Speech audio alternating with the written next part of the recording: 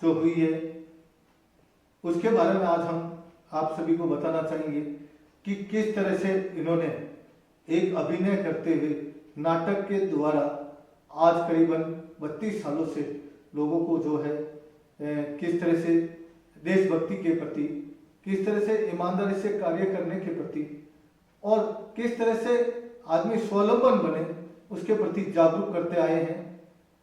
ये रिटायरमेंट होने के बावजूद भी और राजकीय सेवा में रहते हुए भी इन्होंने कई ऐसे नाटक किए हैं आकाशवाणी से। जहाँ तक हमें जानकारी है 84 के करीबन से इन्होंने जोधपुर आकाशवाणी के द्वारा जो कई प्रकार के नाटक इन्होंने प्रस्तुत किए और वह कई ख्याति प्राप्त है। हमारी भी जब इनसे मुलाकात हुई तो कहीं ना कहीं इनका एक अभिनय हमने भी देखा था और अभिनय देखने के बाद लगातार हमें भी ये लगा कि क्यों नहीं इस व्यक्ति को एक मंच दिया जाए ताकि उस मंच से लोग और भी प्रभावित हो, क्योंकि आज के इस आधुनिक युग में जो सोशल मीडिया का जमाना आ गया उसमें लोग लुप्त होती जा रही है। हमारी पुरानी संस्कृति, पुराने जो हमारे नाटक कला संस्कृति थी वो लुप्त हो गई। अब तो हम सिर्फ मंच तक रह गए और वो मंच भी कैसे जिसे हम परिवार के साथ बैठकर नहीं देखना चाहते। तेजा जी, सबसे पहले हम आपसे जानना चाहेंगे कि आपने जो इसकी नाटक कला की कब से शुरुआत की और कैसे शुरुआत हुई? देखिए लक्ष्मण जी, ऐसा है मैं बचपन में फिल्मों का बड़ा शौकीन था और मैं पूना गया था, वहाँ से नाटकों की ट्रेनिंग भी ली थी। फिल्मों में भटका इधर उधर तो बच्चा समझ कर लोगों ने काम दिया नहीं और मैं थक हार के वापस जोधपुर आ गया। जोधपुर आया मगर मेरे अंदर का जो एक्टर था वो मरा नहीं और मैंने कोशिश की कि मैं अपने अभिनय को करता रहूं। तो मुझे नाटक करने वाले लोगों के बारे में पता चला और दलपत परिहार साहब थे जो नाटक कर रहे थे। तो मुझे किसी ने कहा वहाँ रिहर्सल चल रही, मैं उनके पास पहुंच गया और डरते ही लक्ष्मीनारायण जी उन्होंने मुझे 2 रोल दिए कि नाटक में। वो नाटक मेरा मंचित हुआ, मुझे हौसला मिला, मेरे दोस्तों ने देखा बोले बहुत अच्छा अभिनय है यार। और फिर मैं दलपत जी के साथ कंटिन्यू जुड़ गया और फिर मेरा नाटकों का सिलसिला इस तरह शुरू हो गया। पहला नाटक आपने जोधपुर की धरती पर कब किया? जी, मैंने ये नाटक किया था करीब 78 में, जो सूचना केंद्र में मंचित हुआ था। उसमें 2 रोल थे मेरे। रक्तबीज नाटक का नाम था, डायरेक्टर दलपत परिहार साहब थे। अब तक जो आपने नाटक किए उसमें प्रचलित कौन कौन से ऐसे नाटक रहे जो लोगों के लिए बहुत ही किसी न किसी प्रकार का संदेश उसमें छुपा हुआ? जी हाँ, ऐसे बहुत सारे नाटक रहे। एक तो था आला अफसर जो नौटंकी थी, जिसका हमने जयपुर में भी शो किया था और जोधपुर में भी उसके बहुत शो हुए थे। उसमें मेन रोल मैं कर रहा था और उस नाटक में संदेश बहुत सारा था और लोगों को वो संदेश बहुत पसंद आया। जयपुर में तो यहाँ तक लिखा गया था कि ऐसी कॉमेडी हमने 20 साल हो गए नहीं देखी। और कॉमेडी ड्रामा था, गायकी में था वो सब कुछ, तो मैं गाना भी गाया, डांस भी किया उसमें। वो गाना नाटक बड़ा प्रचलित हुआ। एक था अंधा युद्ध जो महाभारत के युद्ध पर लिखा गया था, उसमें मैंने रोल किया था संजय का, जो अपनी दिव्य दृष्टि से युद्ध का जो हाल होता है वो धृतराष्ट्र को सुनाता है। तो वो मैंने रोल किया, वो नाटक बड़ा प्रचलित हुआ। फिर मैंने एक निर्देशन किया था मर्जीवा नाम का एक नाटक था जिसमें मैंने नया हीरो लिया, बिल्कुल पहली बार रोल करवाया और उस नाटक की भी बहुत चर्चा हुई। बहुत बड़ा संदेश था उस नाटक में भी। ये ऐसे बहुत सारे पॉपुलर हुए नाटक, लेकिन ये 3 नाटक मेरी जिंदगी में बड़े महत्वपूर्ण रहे। देखिए, जिस तरह से 3 नाटक ने तेजदान जी की जिंदगी को बदल दिया, उसी तरह देखिए अब भी समय ऐसा आया है कि अब नाटक नहीं रहकर एक आधुनिक दुनिया आ गई है। फिर भी इस आधुनिक दुनिया में आज भी है वो कहीं ना कहीं नाटकों की जरूरत है।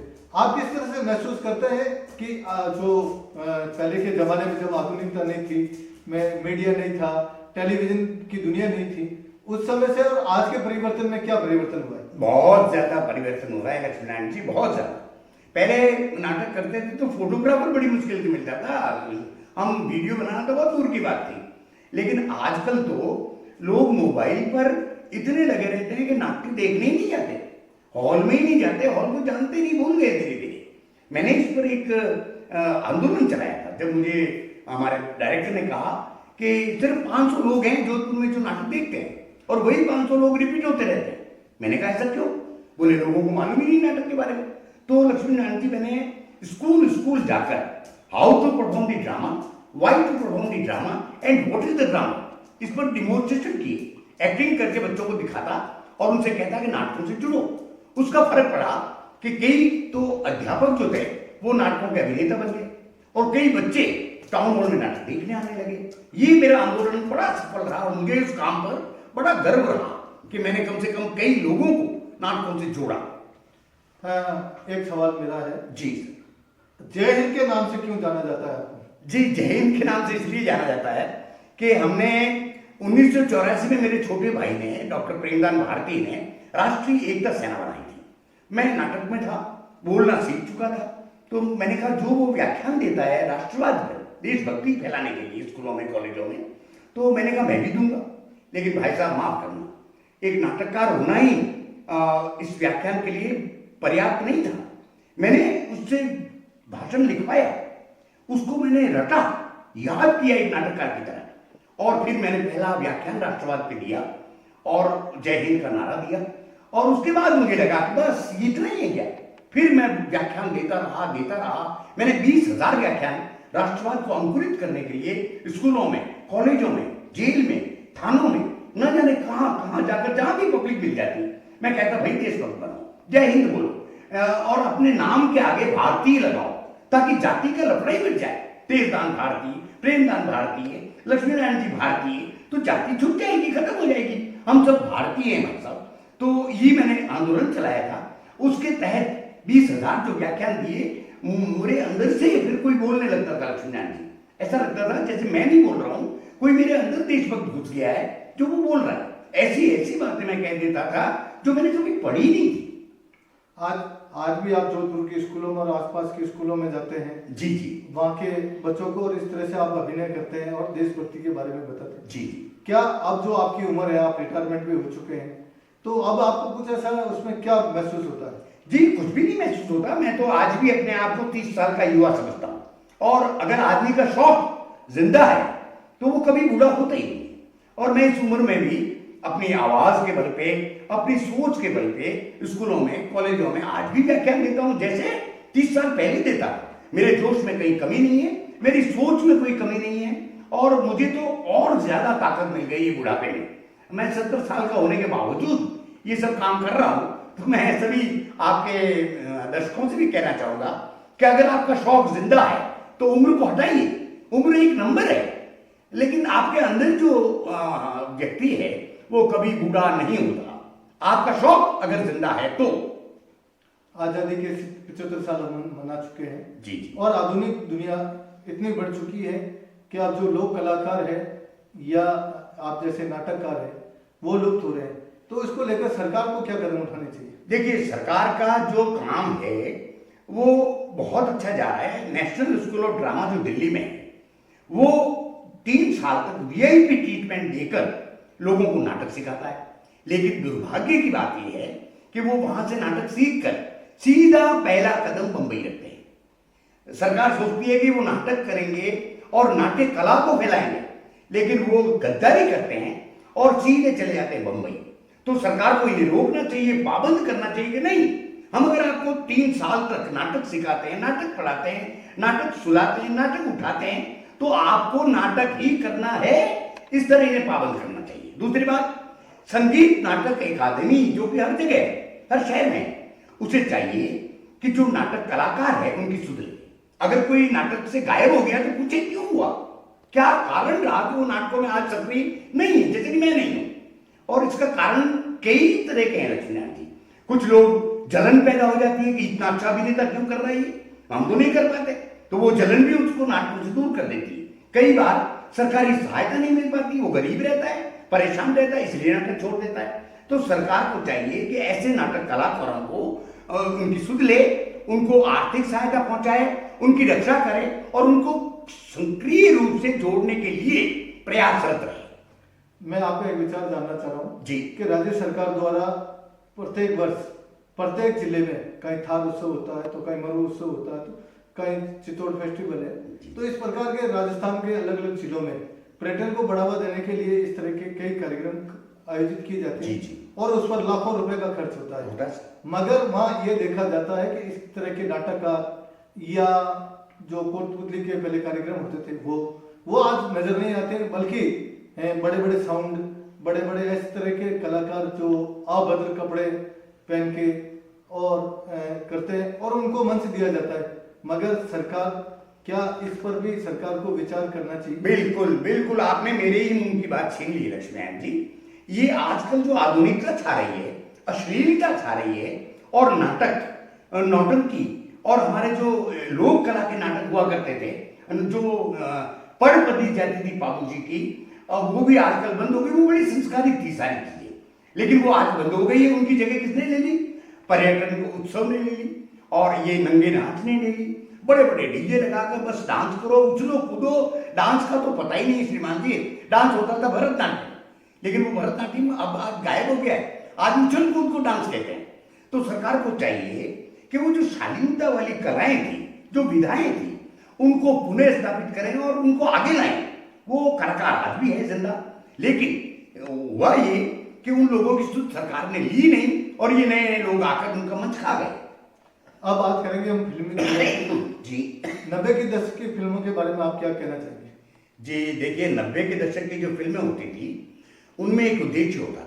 मैं एक ही नाटक फिल्मकार का नाम लेकर आपको इस बात को सुनाऊंगा। मनोज कुमार साहब, जिनका नाम ही भारत कुमार पड़ गया था।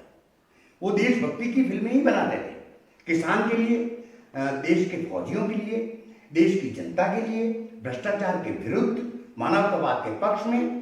तो 90 के दशक में इनके साथ साथ जो और भी लोग थे, वो बहुत अच्छी फिल्में बनाते थे। उद्देश्य होता था हर फिल्म में। यहाँ तक कि मुझे ये भी पता है कि बिमल रॉय की फिल्में देख करके राज कपूर कहते थे कि मुझे बिमल रॉय जैसी फिल्म बनानी है, और वो बनाते भी थे। लेकिन अब तो माहौल इतना बिगड़ गया श्रीमान जी कि अब कलाकार सामने कैमरे के कुछ नहीं करता, कैमरा कलाकार की चारों तरफ घूमता है। यानी कैमरा एक्टर हो गया। पहले कलाकार एक्टर था, कैमरा एक जगह रहता था, अभिनेता को एक्टिंग करनी पड़ती थी चल के इधर से उधर। लेकिन आजकल तो श्रीमान कैमरा घूमता है, और बेकार का संगीत आ गया है, बेकार का डांस होता है। आजकल की फिल्म मतलब देखने की इच्छा ही नहीं होती। पुरानी फिल्में इतनी अच्छी होती थी कि अगर 100 बार भी आदमी देख ले तो उसको लगता था कि मैं पहली बार देखा। ये कहना चाहूंगा। राजस्थानी फिल्म की दुनिया है, वो भी लगता है कि अब ऐसी लुप्त हो चुकी है कि ना तो कोई पर्दा है, ना कोई टेलीविजन है, और ना कोई मोबाइल की दुनिया में। तो क्या राजस्थान की जो कला संस्कृति है, उसको जीवित करने के लिए सरकार को कुछ कदम उठाने चाहिए? श्रीमान जी बिल्कुल उठाना चाहिए, बल्कि बहुत पहले उठा देना चाहिए था। आप मद्रास की फिल्मों को देखिए, आप बिहार की फिल्मों को देखिए, आप दूसरे राज्यों की फिल्मों को अगर देखेंगे, बंगाल है, मराठी है, तो वो लोग बहुत पहले से सरकार उन्हें संरक्षण देने लग गई थी। इसलिए वो आज फिल्मों में इतने आगे हैं कि वहां काम करने वाले को हिंदी वाले कहते हैं आओ और हमारे यहाँ एंट्री करो। लेकिन हमारे राजस्थान में न तो सरकार ने कभी फिल्मों की सुध ली, न हमारे यहाँ एक्टर पैदा हुए। जो एक्टर पैदा हुए वो हिंदी फिल्मों में चले गए।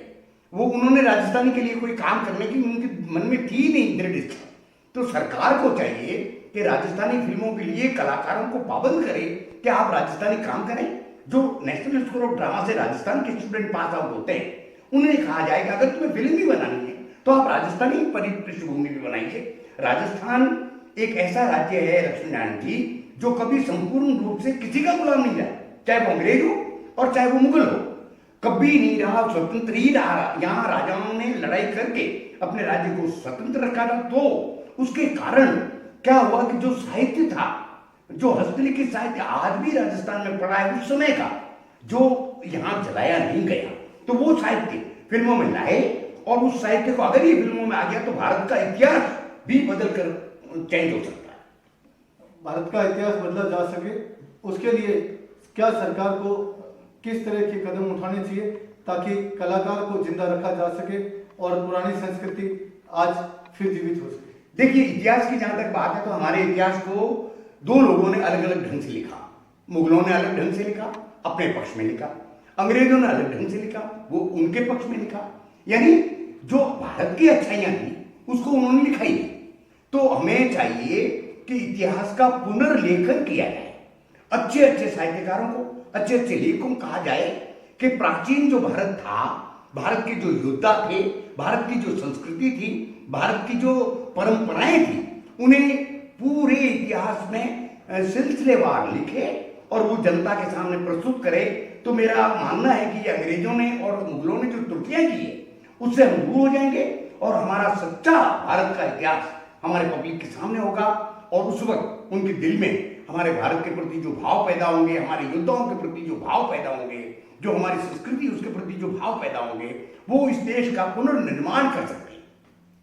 ये थे हमारे साथ में नाटककार थे दानजी चारण, जिन्होंने लंबे समय से अभिनय किया और नाटक के द्वारा कई मंचों को साझा किया। मगर सवाल अब ये खड़ा होता है कि सरकार ऐसे पत्रकार, साहित्यकार और कलाकारों के लिए कुछ ऐसी विधायकी पास करे जिससे उनकी जीविका, दशा और दिशा दोनों सुधर सके। एक नई बात, नई मुलाकात के साथ फिर आपके साथ हाजिर होंगे। नमस्कार।